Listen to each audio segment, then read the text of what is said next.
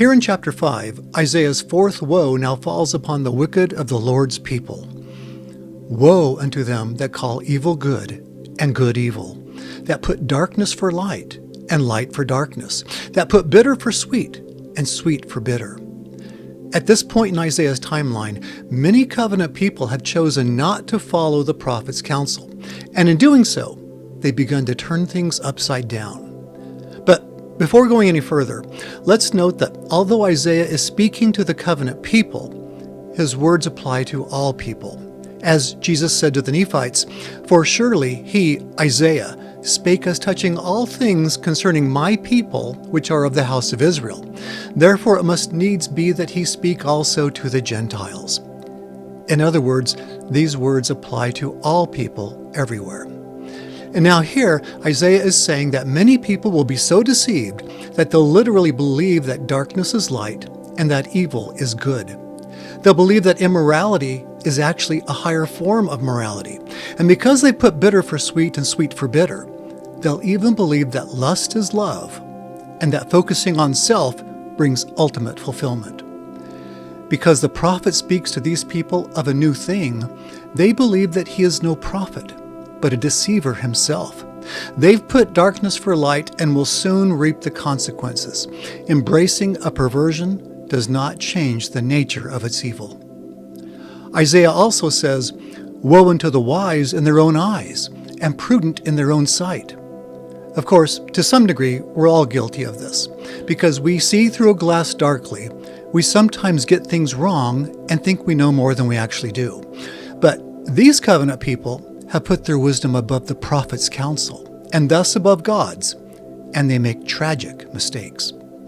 Many will give up on their covenants, thinking, why keep the commandments if they don't get us anywhere, if they don't lead to safety and happiness now? But of course, they say this while not keeping those same commandments. Isaiah says, "Woe unto the mighty to drink wine, and men of strength to mingle strong drink."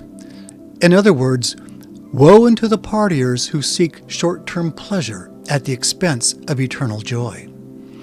But worse, he equates these people with those who justify the wicked for a bribe.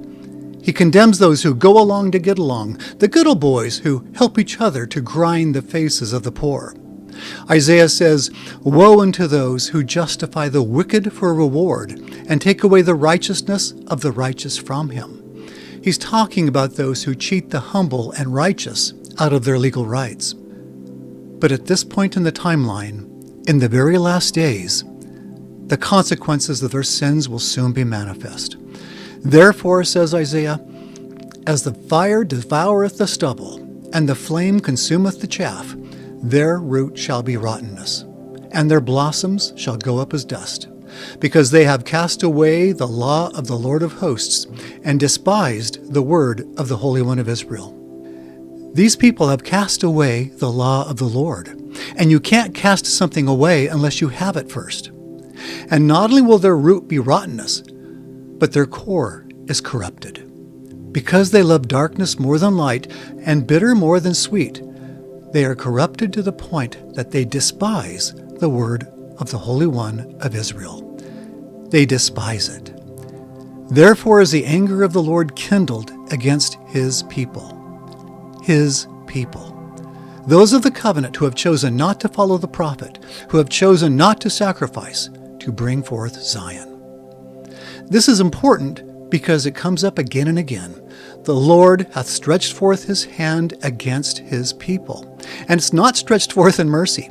Whatever these people have done, it has drawn the anger and now the violence of God. "And he hath smitten them, and the hills did tremble, and their carcasses were torn in the midst of the streets. For all this his anger is not turned away, but his hand is stretched out still." His hand is stretched out still in anger. And their bodies are torn in the midst of the streets. Think of the massive earthquakes that have changed the face of the land. Think of the battles for food and water. Things are getting bad, very bad. But now Isaiah is about to introduce a whole new and much larger threat to the people.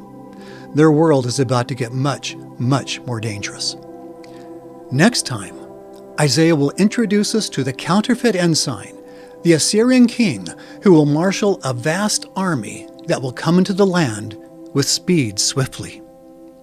I'm Curtis Taylor with the words of Isaiah.